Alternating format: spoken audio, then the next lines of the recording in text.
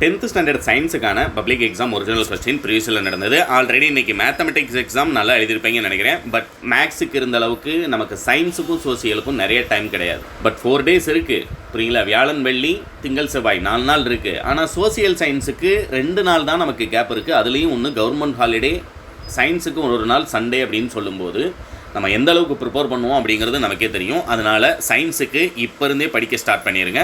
Already சயின்ஸுக்கான important question நம்முடைய சேனலில் update பண்ணிட்டேன். இல்லை என்கிட்ட பே பண்ணி மெட்டீரியல் வாங்கினவங்களுக்கு 10% அதுவே போதுமானது.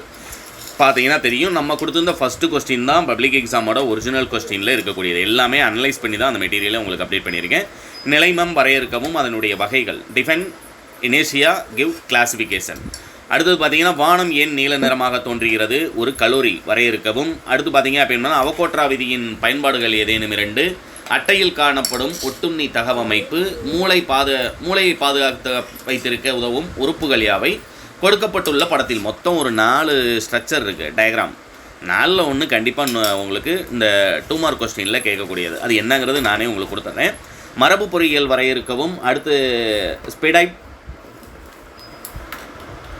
என்றால் என்ன, ஸ்ப்ரைட் என்றால் என்ன. அடுத்து 22ஆம் நம்பரில் உங்களுக்கு கம்பல்சரி கொஸ்டினில் என்ன கேட்டிருக்காங்க அப்படின்னா 2 கிலோகிராம் நிறைவுடைய ஒரு கதிரியக்க பொருளானது அணுக்கரு இணைவின் போது வெளியிடும் மொத்த ஆற்றலை கணக்கிடுக.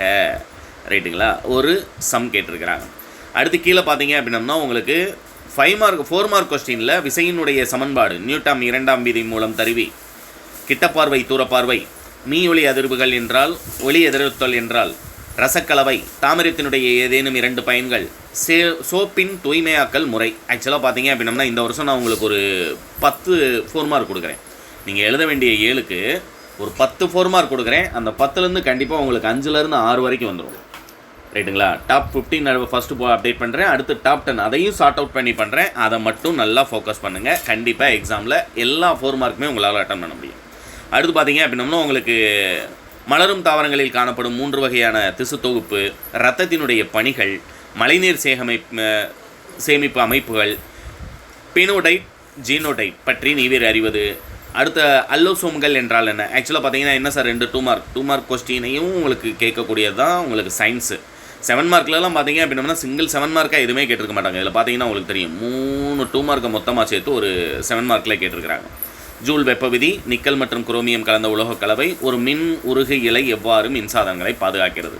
அடுத்ததும் பார்த்தீங்க அப்படின்னா நெட்டலை என்றால் என்ன, அணுக்கரு உலை அதனுடைய இன்றியமையாமை.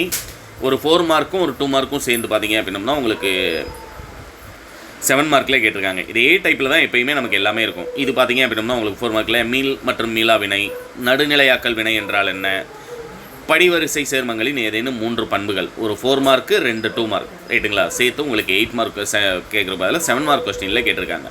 இந்த கொஸ்டின் பேப்பர் டவுன்லோட் பண்ணுறதுக்கான லிங்க் உங்களுக்கு டிஸ்கிரிப்ஷனில் கொடுக்குறேன். டவுன்லோட் பண்ணுங்கள். இது போக ஆல்ரெடி நான் அப்டேட் பண்ண இம்பார்ட்டன்ட் கொஸ்டின் வீடியோவை மிஸ் பண்ணாமல் பார்த்துருங்க. தேங்க்யூ.